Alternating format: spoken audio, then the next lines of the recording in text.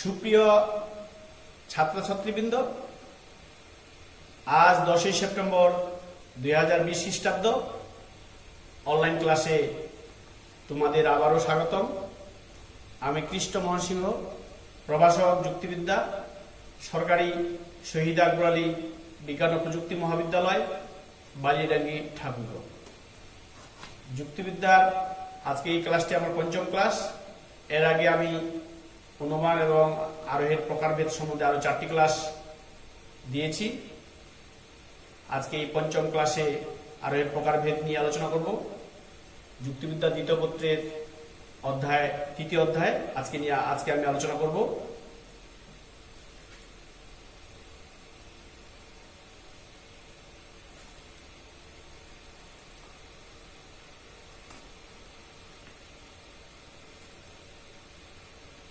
তো আলোচনা শুরুর আগে অতীতের যে ক্লাসগুলো আমি করেছি, এই ক্লাসগুলোর কিছু একটা অভিজ্ঞতা আমি একটু যাচাই করতে চাই।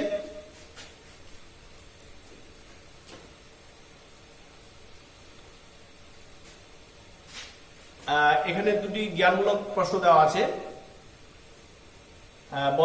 বলো দেখি যে সাধু সাদৃশ্যমূলক অনুমান কি? একটু চিন্তা করো, সাধু সাদৃশ্যমূলক অনুমান কি? এই তো পেরেছ। যে অনুমানের দুটি বিষয়ের মধ্যে মৌলিক ও গুরুত্বপূর্ণ সাদৃশ্যের ভিত্তিতে একটি সিদ্ধান্ত অনুমিত হয় তাকে সাধু সাদৃশ্যমূলক অনুমান বলে। এখানে দুটি বিষয় বলতে, যেমন দুটি গাছের মধ্যে ফুল ফল পাতা একই রকম, একটি আম গাছ হলে অন্যটিও আম গাছ। এখানে ফুল ফল পাতা, এই যে দুটি গাছের মধ্যে যে বিষয়গুলো নিয়ে আলোচনা করা হয়েছে, এই বিষয়গুলো মৌলিক এবং গুরুত্বপূর্ণ সাদৃশ্যের ভিত্তিতে প্রতিষ্ঠিত। এতে একটি আম গাছ হলে অন্যটিও আম গাছ হবে, তাহলে এটা একটা সাধু সাদৃশ্যমূলক অনুমান। অসাধু সাদৃশ্যমূলক অনুমান কি বলো? এই তো পেরেছ যে দুটি বিষয়ের মধ্যে নিছক ও বাহ্যিক সাদৃশ্যের ভিত্তিতে প্রতিষ্ঠিত অনুমানকে অসাধু সাদৃশ্যমূলক অনুমান বলে। যেমন রহিম দেখতে করিমের মতো।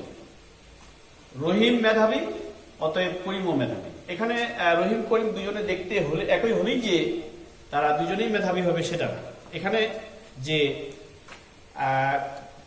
এখানে আমরা যে দুজনের মধ্যে যে সাদৃশ্য করেছি, এই সাদৃশ্যটা হলো বাহ্যিক চেহারা দেখে এবং নিছক গুরুত্বহীন সাদৃশ্যের ভিত্তিতে। এই জন্য এটি হলো অসাধু সাদৃশ্যমূলক অনুমান। অনুরূপভাবে রেডিও মানুষের মতো হাসি কাঁধে গান গায়, মানুষের প্রাণ আছে, অতএব রেডিওর প্রাণ আছে। এটাও একটা অসাধু সাদৃশ্যমূলক অনুমানের দৃষ্টান্ত বা উদাহরণ। এখন আমরা কিছু নৈর্ব্যক্তিক প্রশ্ন জানি। ও আরোহ কি? 3 নম্বর প্রশ্ন একটা আছে, আরোহ কি? তাহলে তোমরা শুরুতেই প্রকারভেদের শুরুতে আমি বলেছিলাম যে কয়েকটি বিশেষ বিশেষ ঘটনা পর্যবেক্ষণ করে একটি সার্বিক সিদ্ধান্ত অনুমান করার পদ্ধতিকে আরোহ বলে। Thank you. এই বিষয়গুলো তোমরা অবশ্যই এমন ভাবে বুঝে পড়বে যে যখন তখন তোমরা যেন বলতে পারো।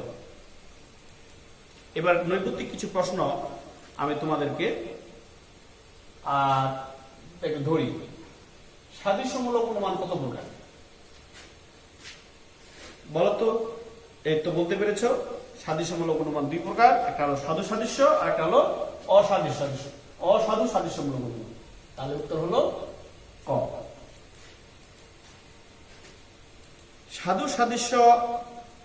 সাদৃশ্যমূলক শব্দের ইংরেজি প্রতিশব্দ কি? সাদৃশ্যমূলক শব্দের ইংরেজি শব্দ কি?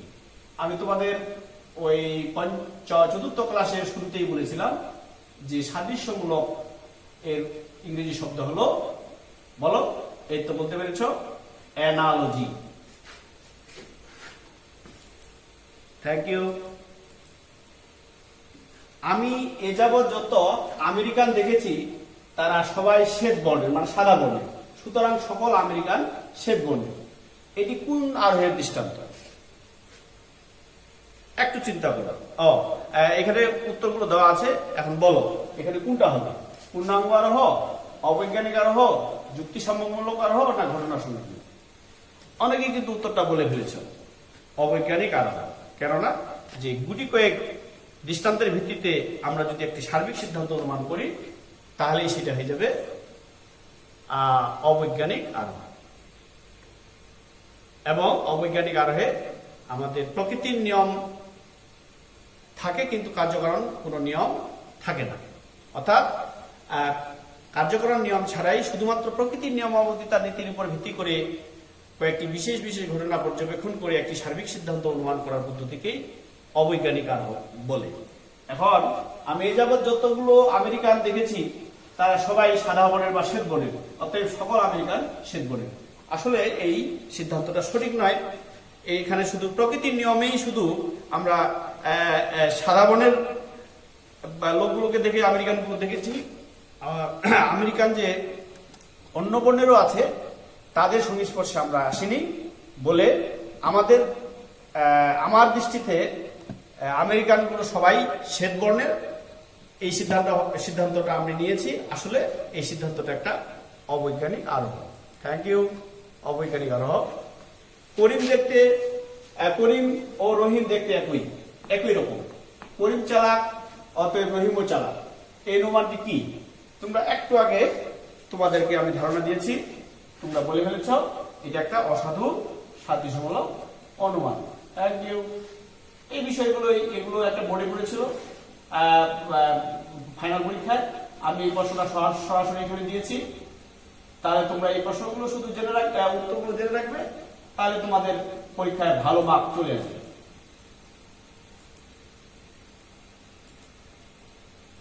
অসাধু সাদৃশ্যমূলক অনুমানের ভিত্তি হলো নিছক সাদৃশ্য, বাহ্যিক সাদৃশ্য, গুরুত্বহীন সাদৃশ্য।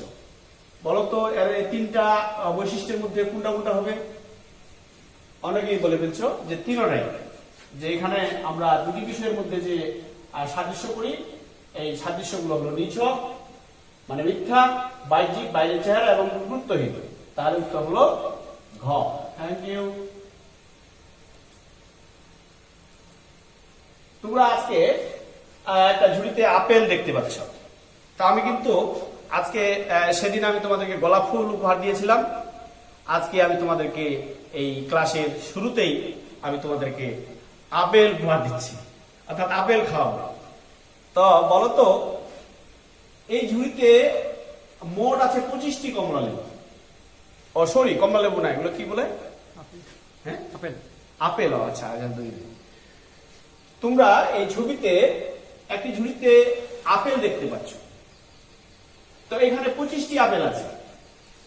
এই 25টি আপেল আমরা প্রত্যেকটা আপেলেই একটি করে চেখে দেখবো, খাবো। এই আপেলটা খাবো, মিষ্টি। এটা খাইলাম, এটাও মিষ্টি। এটা খাইলাম, এই আপেলটা খাইলাম, এটাও মিষ্টি। এই আপেলটা খাইলাম। এইভাবে আমি ঝুড়িটা 25টি আপেল খেয়ে দেখলাম। খেয়ে দেখে একটা সিদ্ধান্ত নিলাম, এই ঝুড়িটির সব আপেল হয় মিষ্টি। তাহলে আমি কয়টা আপেল খাইলাম এখানে? 25টি। কয়টার মধ্যে? 25টার মধ্যে। তাহলে 25টাকেই আমি চেখে দেখলাম। তাহলে বলতো আমরা যে আজকে যে বিষয়টা নিয়ে আলোচনা করব, তাহলে এখন বলতো যে আরোহের যে প্রকারভেদ আছে 2 প্রকার, তারপরে আবার 3 প্রকার, মোট 6 প্রকার। তাহলে কোন আরোহ নিয়ে আলোচনা করব? এই তো অনেকে বলতে পেরেছ যে পূর্ণ গণনামূলক আরোহ বা পূর্ণাঙ্গ আরোহ। আজকের আলোচনার বিষয় আমাদের পূর্ণাঙ্গ আরোহ বা পূর্ণ গণনামূলক আরোহ। Thank you.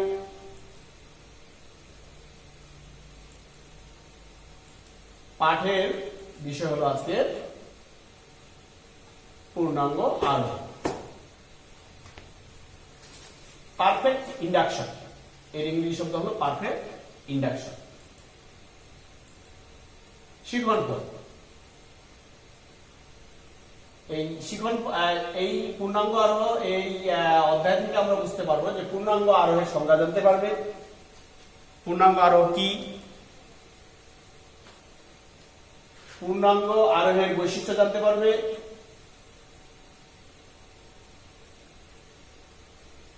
পূর্ণাঙ্গ আরোহ প্রকৃত আরোহ কি না তা জানতে পারবে। যে পূর্ণাঙ্গ আরোহ কি প্রকৃত আরোহ সেটা তোমরা জানতে পারবে। এই 3টা প্রশ্নেই এইখানে যে 3টা বিষয় দেওয়া আছে শিখনফল, এই খেয়াল রাখলেই প্রতিবারই একটা করে কমন পাওয়া যায়। তো আমি আরোহের প্রকারভেদ তোমাদেরকে আমি বলেছিলাম যে আরোহ প্রথমত দুই প্রকার, একটা প্রকৃত আরোহ আর একটা হলো অপ্রকৃত আরোহ। প্রকৃত আরোহে ইন্ডাকটিভ লিপ বা আরোহমূলক লম্ব থাকে, অর্থাৎ জানা থেকে অজানায় গমন করা যায়। আর অপ্রকৃত আরোহে জানা থেকে অজানায় গমন করা যায় হয় না। তাহলে প্রকৃত আরোহ আবার তিন প্রকার: বৈজ্ঞানিক আরোহ, অবৈজ্ঞানিক আরোহ এবং সাদৃশ্যমূলক অনুমান। আমরা সাদৃশ্যমূলক অনুমান আমরা এই চতুর্থ ক্লাসে আমরা এটা শেষ করেছি। আজকে আমরা অপ্রকৃত আরোহের প্রকারভেদ, এটা আমরা পূর্ণাঙ্গ আরোহ আলোচনা করব। তাহলে অপ্রকৃত আরোহ আবার তিন প্রকার: যুক্তিসাম্যমূলক আরোহ এবং ঘটনাসমূলক। প্রকৃত আরোহ তিন প্রকার, এগুলো আলোচনা করেছি। অপ্রকৃত আরোহ তিন প্রকার, তার মধ্যে আজকে আলোচনা করবো আমরা পূর্ণাঙ্গ আরোহ। তাহলে পূর্ণাঙ্গ আরোহ কি? তাহলে আমি শুরুতেই একটা ঝুড়িতে তোমাদের আপেল দেখালাম। এই আপেলটার এই ঝুড়িটার যে 25টি আপেল আছে, আমরা কিন্তু এই 25টি আপেলই চেখে দেখলাম। তো এই 25টি আপেল খেয়ে তারপর যখন আমরা বললাম যে সব আপেল হয় মিষ্টি, তাহলে এখানে কিন্তু জানা থেকে অজানায় যাওয়ার উত্তরণের কোনো উপায় মানে পথ আছে যে জানা থেকে অজানায় কোনো যাওয়া যায়? জানা থেকে অজানায় যাওয়ার এখানে জানা থেকে অজানায় যাওয়া যায় না। অর্থাৎ একটি ঝুড়িতে যদি তিনটি আপেল খেয়ে যদি আমরা বলতাম যে সব কমলা লেবু মিষ্টি, তাহলে জানা থেকে অজানায় যাওয়া যায়, গমন করার উত্তরণের সুযোগ থাকে। কিন্তু যখন আমরা ওই 25টি আমি বা 25টি কমলা আপেলেই যদি আমরা খেয়ে দেখে বলি যে সব এই ঝুড়ির সব কমলা আপেল মিষ্টি, তাহলে কিন্তু এখানে জানা থেকে অজানায় যাওয়া যায় না এবং এটাতে কোনো ইন্ডাকটিভ লিপ বা আরোহমূলক লম্ব এখানে নেই। তা এখন আমার কথা হলো যে পূর্ণাঙ্গ আরোহ কি? পূর্ণাঙ্গ আরোহ হলো একটি শ্রেণীভুক্ত কোনো বিষয়কে, একটি শ্রেণীভুক্ত ওই বিষয়ের গুলোর প্রত্যেকটিকে যখন আমরা পর্যবেক্ষণ করে একটি সার্বিক সিদ্ধান্ত নিব, তাকেই পূর্ণ গণনামূলক আরোহ বা পূর্ণাঙ্গ আরোহ বলে। আবার বলি যে একটি বিষয়ের সবগুলোকে যখন আমরা পর্যবেক্ষণ করি, প্রত্যেকটি বিষয়কে যখন আমরা পর্যবেক্ষণ করে একটি সার্বিক সিদ্ধান্ত নিব, এমন আরোহকেই বলা হচ্ছে পূর্ণাঙ্গ আরোহ বা পূর্ণ গণনামূলক আরোহ। তাহলে আমরা একটি সংজ্ঞাটা দেখে নিই। পূর্ণ গণনামূলক আরোহ বলতে সম্পূর্ণরূপে গণনা করার পরে প্রতিষ্ঠিত আরোহকে বুঝে। পূর্ণ গণনামূলক আরোহ বলতে সম্পূর্ণরূপে গণনা করে প্রতিষ্ঠিত আরোহকে বুঝে, সবগুলোই গণনা করে। যে আরোহের ক্ষেত্রে একটি শ্রেণীভুক্ত সকল দৃষ্টান্ত পর্যবেক্ষণ করে একটি সার্বিক সিদ্ধান্ত গ্রহণ করা হয়, তাকে পূর্ণাঙ্গ আরোহ বলে। তাহলে তোমরা এখান থেকে উত্তর লিখতে পারো যে যে আরোহের ক্ষেত্রে একটি শ্রেণীভুক্ত সকল দৃষ্টান্ত পর্যবেক্ষণ করে, অর্থাৎ এই যে আমরা ঝুড়িটার 25টি আপেল আছে, এই 25টি আপেলেই যদি আমরা পর্যবেক্ষণ বা খেয়ে চেখে দেখে আমরা একটা সার্বিক সিদ্ধান্ত নিই যে এই ঝুড়িটি সব এই আপেলই হয় মিষ্টি, তাহলে সেটা হবে পূর্ণাঙ্গ আরোহ। আবার বলি যে পূর্ণ গণনামূলক আরোহ বলতে সম্পূর্ণরূপে গণনা করে প্রতিষ্ঠিত আরোহকে বুঝায়। যে আরোহের ক্ষেত্রে একটি শ্রেণীভুক্ত সকল দৃষ্টান্ত পর্যবেক্ষণ করে একটি সার্বিক সিদ্ধান্ত গ্রহণ করা হয়, তাকে পূর্ণাঙ্গ আরোহ বলে।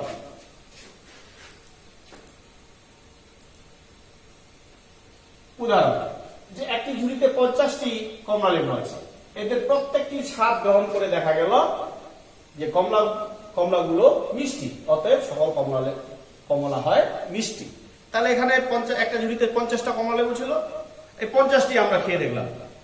তাহলে এই 50টি যখন আমরা খেয়ে দেখলাম, সবগুলোই দেখা গেল যে মিষ্টি, অতএব সব কমলা হয় মিষ্টি।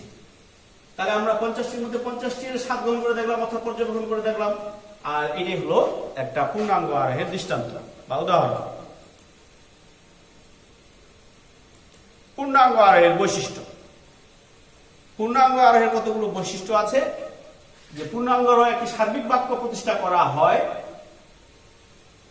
পূর্ণাঙ্গ আরোহে একটি সার্বিক বাক্য প্রতিষ্ঠা করা হয় যে দৃষ্টান্ত সীমিত। অর্থাৎ আমরা যদি বলি যে হাসান মরণশীল, কামাল মরণশীল, সেলিম মরণশীল, যদু মরণশীল, মধু মরণশীল, অতএব সকল মানুষের মরণশীল, তাহলে আমরা 5 জনের মরণশীলতা দেখে পৃথিবীর সমস্ত মানুষের মরণশীলতার আমরা জানতে পারলাম, অর্থাৎ জানা থেকে অজানায় গমন করলাম। কিন্তু এখানে 25টি, একটা ঝুড়িতে যদি 25টি আপেল থাকে, বা একটা ঝুড়িতে যদি একটা বাগানে যদি 50টা আমের গাছ থাকে, ওই 50টা গণনায় করে যদি আমরা বলি যে ওই বাগানের সব 50টা আম গাছেই হলো আম, তাহলে এখানে দৃষ্টান্তগুলো সীমিত থাকে, যে দৃষ্টান্ত সীমিত। অর্থাৎ পূর্ণাঙ্গ আরোহে একটি সার্বিক বাক্য প্রতিষ্ঠা করা হয় যে দৃষ্টান্তগুলো সীমিত। সীমিত দৃষ্টান্তের মধ্যে আমাদেরকে সার্বিক সিদ্ধান্ত প্রতিষ্ঠা করতে হয়। এখানে আরোহমূলক লম্ফ থাকে না। আমি আগেই বলেছি যে এই আরোহে আরোহাত্মক লম্ফ থাকে না, অর্থাৎ জানা থেকে অজানায় গমন করা যায় না। যেমন প্রকৃত আরোহে আমরা জানা থেকে অজানায় যেতে পারি, কিন্তু পূর্ণাঙ্গ আরোহে আমরা জানা থেকে অজানায় যেতে পারি না। যেমন আমরা এখানে একটা ঝুড়িতে যে 25টি আপেল আছে, এই 25টি আমি খেয়ে 25টি আপেল খেয়েই আমরা বলতে পারতেছি যে এই 25টি আপেলই হলো মিষ্টি। এখানে জানা থেকে অজানায় যার কোনো সুযোগ নেই, অর্থাৎ আরোহাত্মক লম্ফন এই আরোহে অর্থাৎ পূর্ণাঙ্গ আরোহে নেই। এই আরোহের সিদ্ধান্তটা প্রকৃতির নিয়মাবর্তিতা নীতিতে প্রতিষ্ঠা হয় না। অবৈজ্ঞানিক বা বৈজ্ঞানিক আরোহের সিদ্ধান্তগুলো প্রকৃতির নিয়মাবর্তিতা নীতির উপর প্রতিষ্ঠিত হয়, কিন্তু এখানে এই পূর্ণাঙ্গ আরোহের যে সিদ্ধান্তটা, এটা প্রকৃতির নিয়মে প্রতিষ্ঠা করা হয় না। এই আরোহের সিদ্ধান্তটা কার্যকর নীতিতে প্রতিষ্ঠা হয় না, এখানে কোনো কার্যকর সম্পর্ক নেই।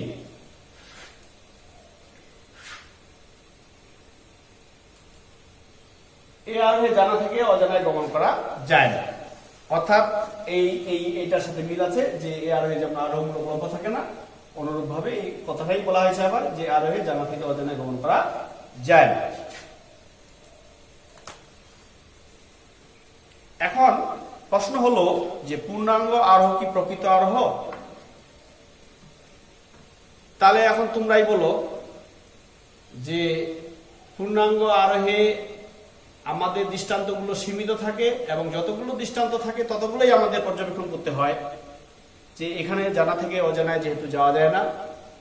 এ থেকেই যুক্তিবিদগণ এই পূর্ণাঙ্গ আরোহকে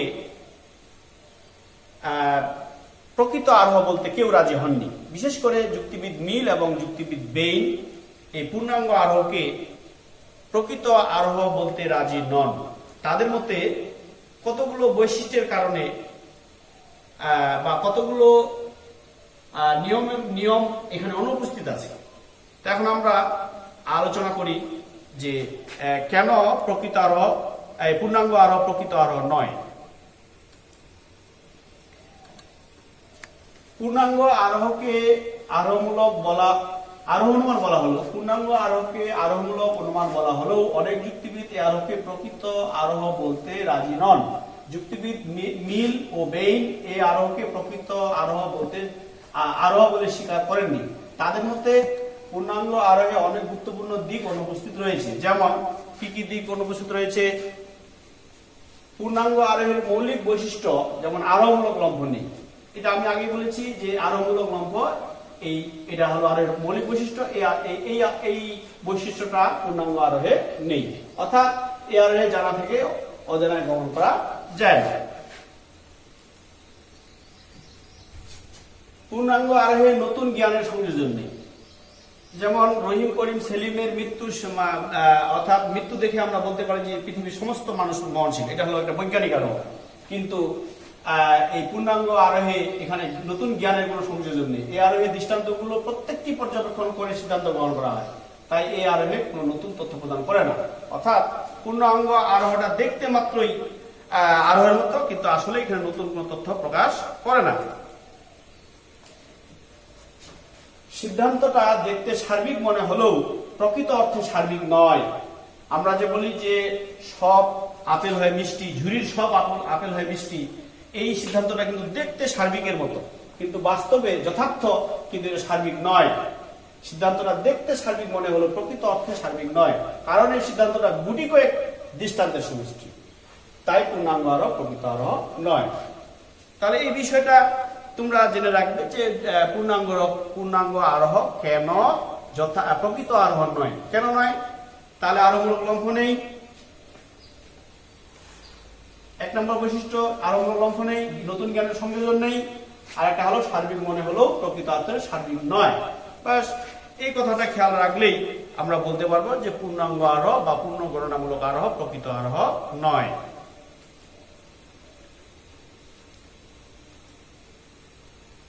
আমি কিছু এখন বাসার কাজ তোমাদের দিয়ে দেই। এই দুটো প্রশ্নই তোমাদের বেশিরভাগ পরীক্ষায় আসে, যদি এই বাড়িটা আসে তাহলে পরের বাড়িটা আসবে। অর্থাৎ তোমাদের সৃজনশীল প্রশ্নে এই পূর্ণাঙ্গ আরোহ কি জ্ঞানমূলক প্রশ্ন আসে, আবার পূর্ণাঙ্গ আরোহ যথার্থ আরোহ নয় ব্যাখ্যা করো, বা পূর্ণাঙ্গ আরোহ পূর্ণাঙ্গ আরোহ কি প্রকৃত আরোহ ব্যাখ্যা করো। এই প্রশ্ন দুটাই বেশি করে পরীক্ষায় আসে এই আজকের যে পাঠে। এই দুটো প্রশ্নের উত্তর তোমরা সুন্দর করে এই ক্লাস থেকে তোমরা সাজায় নেবে। যদি তোমরা এটা তোমরা যদি বুঝে সুন্দর করে লেখো তাহলে মার্ক ভালো পাবে। যুক্তিবিদ্যা তোমাদের যে বিষয়টা আছে এই বিষয়টা খুবই সহজ, তবে বুঝতে হবে আমার আগের যে আরো 4টা ক্লাস দেওয়া আছে এই ক্লাসগুলো প্রতিটাই তোমরা বের করে দেখবে, তাহলে বাকি পরের ক্লাসগুলো বুঝতে পারবে। তো আজকে এই পর্যন্তই, আগামী ক্লাসে আবার দেখা হবে সম্মূলক আরোহ। সেদিন অনলাইন ক্লাসে তোমাদেরকে স্বাগত। আজকে আমি বিদায় নিচ্ছি, সবাইকে ধন্যবাদ। ঠিক আছে।